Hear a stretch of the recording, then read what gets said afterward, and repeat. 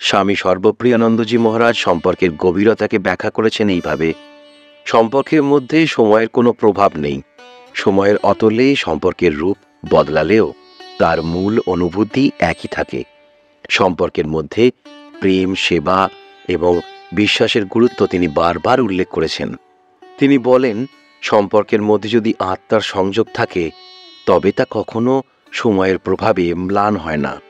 সময়ের সাথে সম্পর্কের বাইরের রূপ পরিবর্তিত হলেও তার অন্তর্নিহিত অনুভূতি একই থাকে।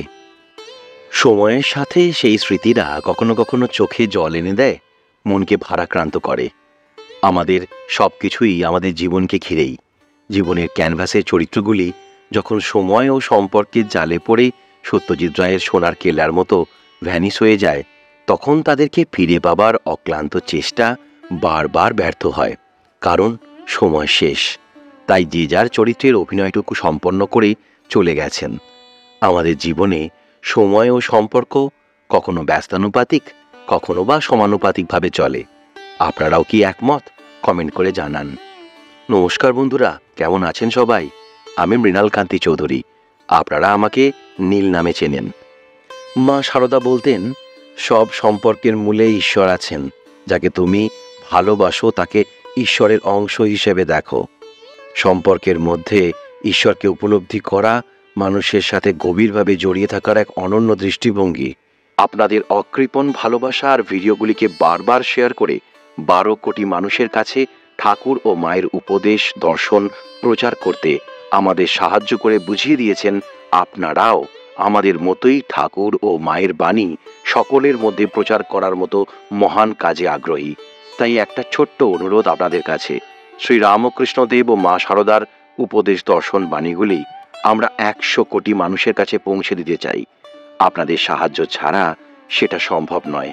তাই ভিডিওগুলি আরও শেয়ার করুন।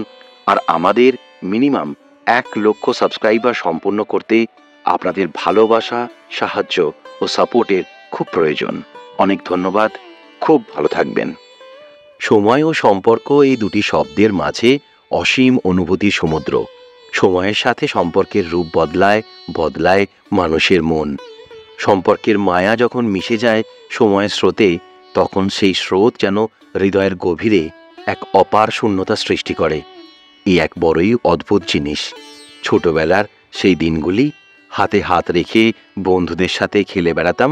সময় যেন উড়ে যেত পাখির মতো, অথচ সেই বন্ধুত্বের পবিত্রতা কোথায় যেন হারিয়ে যায় জীবনের জটিলতায়। সম্পর্ক গুলিয়ে যায় সময়ের অতলে। একটা সময় আসে যখন সেই প্রিয় বন্ধুটির, প্রিয় মানুষটির মুখটাও অস্পষ্ট হয়ে যায়। মায়ের কোলে মাথা রেখে, বাবার কাঁধে চড়ে ভাই বোনেদের সাথে খুনসুটি করে কাটানো মুহূর্তগুলো যেন সময়ের মুঠোয় আটকে রাখার মতো। অথচ বড় হওয়ার সাথে সাথে সেই মায়ার বন্ধন আলগা হয়ে যায়। মায়ের মুখে বকা খাওয়া, বাবার মৃদু হাসি সবকিছুই সময়ের আড়ালে ফিকে হয়ে যায়। প্রথম ভালোবাসা, প্রথম হাত ধরা, প্রথম কাঁপা কাঁপা হৃদয়ে বাড়িতে কিছু বলতে চাওয়া, সবই সময়ের সাথে হারিয়ে গেছে। শ্রী রামকৃষ্ণদেব বলতেন, মানুষের সঙ্গে সম্পর্কের মধ্যে যদি প্রেম থাকে তবে তা স্বর্গীয় হয়ে ওঠে। ঈশ্বরকে ভালোবাসার মতোই মানুষকে ভালোবাসা উচিত। এই উক্তিতে তিনি সম্পর্কের গুরুত্ব এবং তার মধ্যে ঐশ্বরীয় প্রেমের মিশ্রণ সম্পর্কে ব্যাখ্যা করেছেন। শ্রী রামকৃষ্ণ দেবের জীবনে তার শিষ্যদের প্রতি গভীর সম্পর্ক এবং ভালোবাসা ছিল। তিনি বলতেন, যদি তুমি ঈশ্বরকে খুঁজে না পাও তবে মানুষকে ভালোবাসো। মানুষের সেবা করাই ঈশ্বরের সেবা। সময়ের সাথে সম্পর্কের রূপ বদলালেও সম্পর্কের মধ্যে প্রেম ও সেবার গভীরতা কখনো ম্লান হয় না। সময়ের অতলে তলিয়ে যায় সেই স্মৃতিগুলি, সম্পর্কের মরচে পড়া খোলসে বন্ধ হয়ে যায় হৃদয়ের দরজা। জীবনের নানা উত্থান পতনের মাঝে নতুন সম্পর্কের বুনন হয়, কিন্তু সেই পুরনো সম্পর্কের স্মৃতিরা কোথাও যেন থেকে যায়।